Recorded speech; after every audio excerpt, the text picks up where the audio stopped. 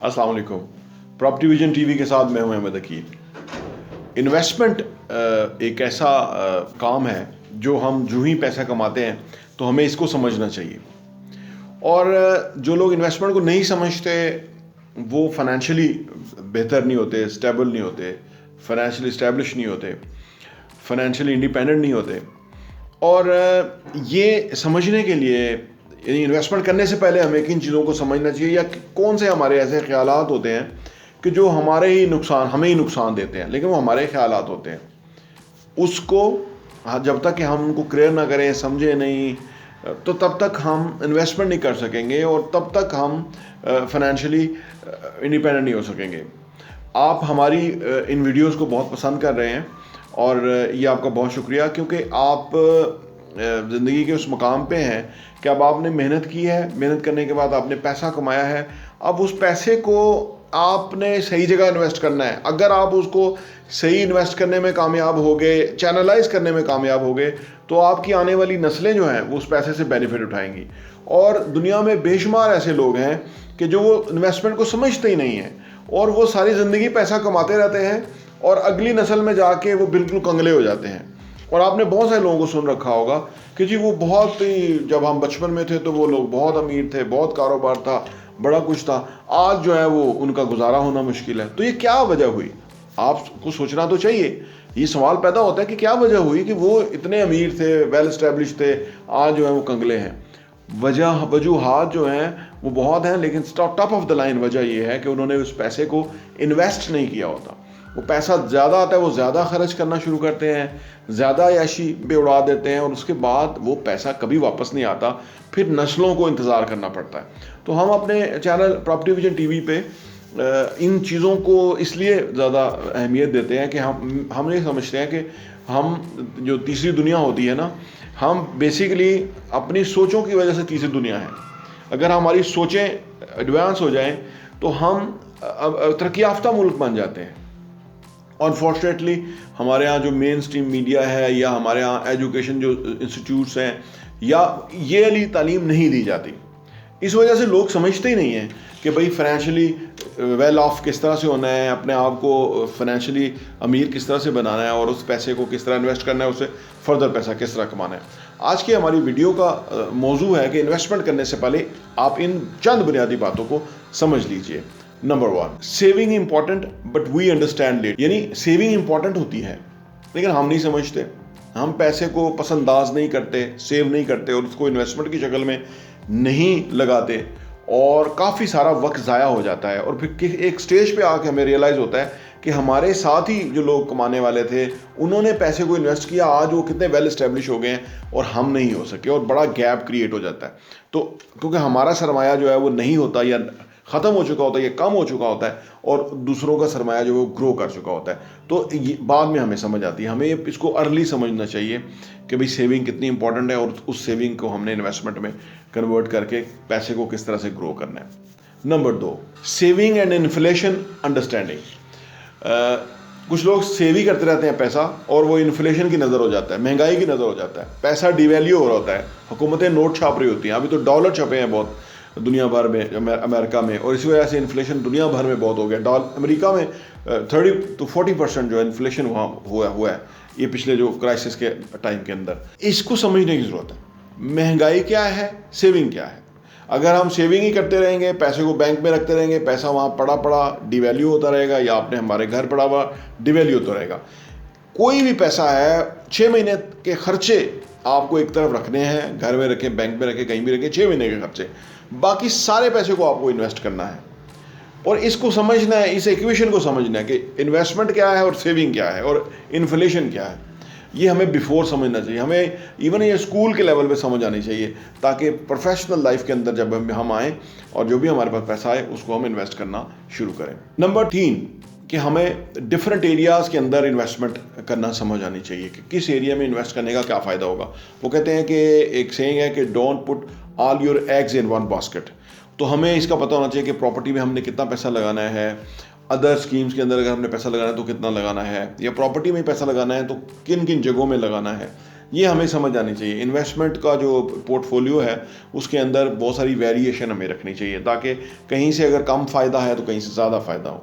तो वो उससे क्या होगा कि हमारा पैसा जो है वो ग्रो करेगा। कुछ फिक्स ऐसे एसेट्स होने चाहिए जिसके अंदर हमें रेंटल इनकम आ रही हो, कुछ हमने शॉर्ट टर्म में इन्वेस्ट किया हो, साल 2 साल के अंदर हमें उसमें प्रॉफिट आए। तो इस तरह हमें ये समझना चाहिए कि डिफरेंट जगहों पे हमें पैसे को इन्वेस्ट करना है ताकि पैसा ओवरऑल ग्रो हो और हमें ज़्यादा फ़ायदा हो। Number 4, we must understand compounding. Compounding जो है वो बहुत ही, उसको कहते हैं 8वां अजूबा दुनिया का कहा जाता है कि जो पैसा ग्रो करता है वो कंपाउंड करता है। यानी ज़्यादा लंबे अरसे के लिए अगर हम इन्वेस्टमेंट करते हैं ना, तो वो जो फ़र्ज़ करें 1 साल प्रॉपर्टी को ले लीजिए कि हमने प्रॉपर्टी ली और 1 साल में वो 20% बढ़ गई। अब अगले साल वो बेसिक हमारी जो इन्वेस्टमेंट है और 20% को ऐड करें, उसके ऊपर वो फिर फर्दर ग्रो करेगी। फिर वो उस साल जो प्रॉफिट है उसको ऐड करें और बेसिक 2 साल का प्रॉफिट और जो बेसिक हमारा इन्वेस्टमेंट से उसको ऐड करें, तो वो फिर और सारों के ऊपर ग्रो करेगी। तो ये कंपाउंडिंग है। कंपाउंडिंग को जितना जल्दी समझ आ जाए उतना ही फ़ायदा है। अगर 20 साल के अंदर आप इन्वेस्टमेंट करना शुरू करें और वो पैसा कंपाउंड हो जाए, तो 40 साल के बाद या 50 साल के बाद वो आपके पास वैसे ही बहुत ज़्यादा पैसा होगा। तो पैसा शुरू में ग्रो कम करता है, बाद में बहुत बड़ा जो है ना वो उसके अंदर एक जंप आना शुरू हो जाता है, क्योंकि बेसिक इन्वेस्टमेंट और उसका जो प्रॉफिट है वो दोनों मिलके एक और जो है ना डिफरेंट इन्वेस्टमेंट बन जाती हैं और उससे हमें फर्दर पैसा आता है। तो कंपाउंडिंग को समझना जितना जल्दी समझ ले उतनी अच्छी बात है। नंबर 5 है कि मैनेज्ड एक्सपेंस।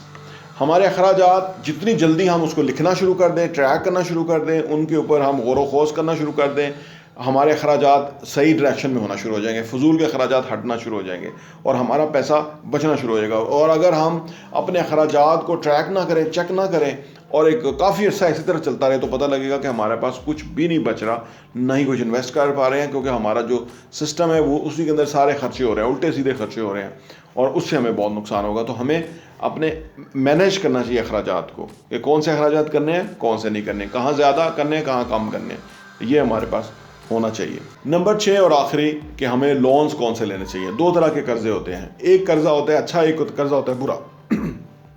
अच्छा कर्जा ये है कि अगर फ़र्ज़ करें हमने घर ले लिया और उस घर को कर्जे पे हमने ले लिया है और हम उस घर को किराए पे चढ़ा देंगे और वहाँ से इनकम आना शुरू हो जाएगी और पैसा कर्जे का जो वो वापस आना शुरू हो जाएगा।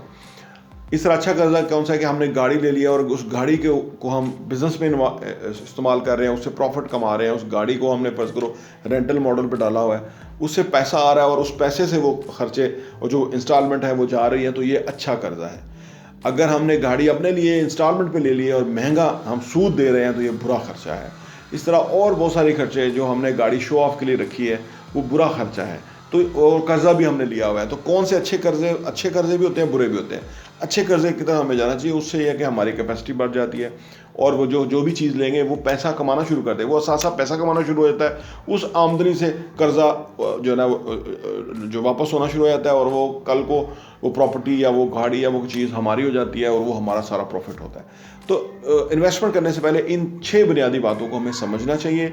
अगर किसी भी चीज़ को आप समझते हैं कि इसको फर्दर हम आपके सामने कोई वीडियो की शक्ल में लेकर आएँ कि आपको समझ नहीं आई, तो आप हमें इनबॉक्स कीजिए। इंशाल्लाह ताला हम इन बातों को भी फर्दर डिटेल्स में जाएंगे ताकि हम अच्छी तरह से फाइनेंशियल एजुकेशन को हासिल करें और उसको अपनी ज़िंदगी में अप्लाई करें और अपनी ज़िंदगी से बहुत ज़्यादा बेनिफिट उठाएं। आपसे गुजारिश है कि हमारे चैनल प्रॉपर्टी विजन टीवी को लाइक कीजिए, सब्सक्राइब कीजिए और बेल आइकन प्रेस कीजिए ताकि आपको हमारी लेटेस्ट वीडियोस मिलती रहें। और हाँ, यहाँ मैं आपको ये भी बताता चलूँ, प्रॉपर्टी विजन का जो हमारा एडिशन है वो साल के 12 एडिशन आपको सिर्फ 1000 रुपये के ऊपर मिल सकते हैं। आप अगर आप चाहते हैं कि आपके पास ये सॉफ्ट कॉपी में आ जाए और आप उसको अपनी ईज़ में पढ़ सकें और मुख्तलिफ़ चीज़ों को गौर कर सकें, हमें आप व्हाट्सएप कीजिए ताकि हम आपको वो भेज सकें। और आप सिर्फ 1000 रुपये में हमारे 12 एडिशन पूरे साल के 2022 के आपको मिल जाएंगे और आपके लिए वो बहुत ही ज़बरदस्त इन्फॉर्मेशन होगी। आप किसी के साथ शेयर भी कर सकते हैं, अपने लोगों के साथ भी, ताकि आप वो कंटेंट पढ़ें, वो मवाद पढ़ेंगे। जिस तरह आप अच्छा कंटेंट पढ़ेंगे कि कैसे पैसा कमाना है, कैसे पैसे को मल्टीप्लाई करना है, कैसे पैसे की टेक केयर करनी है, कैसे पैसे को जो है ना वो सही जगह पे डायरेक्शन पे लगाना है, कैसे एसेट्स बनाने हैं, असासों से किस तरह कमाना है और वो कमाने के बाद उन पैसों को किस तरह से इन्वेस्ट करना है। इस तरह की बहुत ही ज़बरदस्त इन्फॉर्मेशन जो है वो रियल एस्टेट के हवाले से हम प्रॉपर्टी विजन के मैगज़ीन के अंदर पब्लिश करते हैं और वो हम आपको इंशाल्लाह भेजेंगे। सिर्फ 1000 रुपये में 12 एडिशन आपको मिलेंगे। मैं जानता हूँ कि ये जो सब्जेक्ट हैं ये बड़ा खुश्क है। मैं अपनी ज़िंदगी के इब्तदाई 30 ईयर्स में इन्हीं चीज़ों से मैं भागता रहा, लेकिन दैन फाइनली आई रियलाइज़ कि ये ही वो मौज़ूआत हैं कि जिसकी वजह से फाइनेंशियली तौर पे हमें बहुत एडवांटेज होना है। तो मैं चीज़ों को समझने की कोशिश करके आपको एक्सप्लेन करने की कोशिश करता हूँ। अगर आपको पसंद आता है तो आप अपने किसी दोस्त के साथ शेयर कीजिए ताकि उस आपको भी फ़ायदा हो और दोस्त को भी फ़ायदा हो। बहुत बहुत शुक्रिया।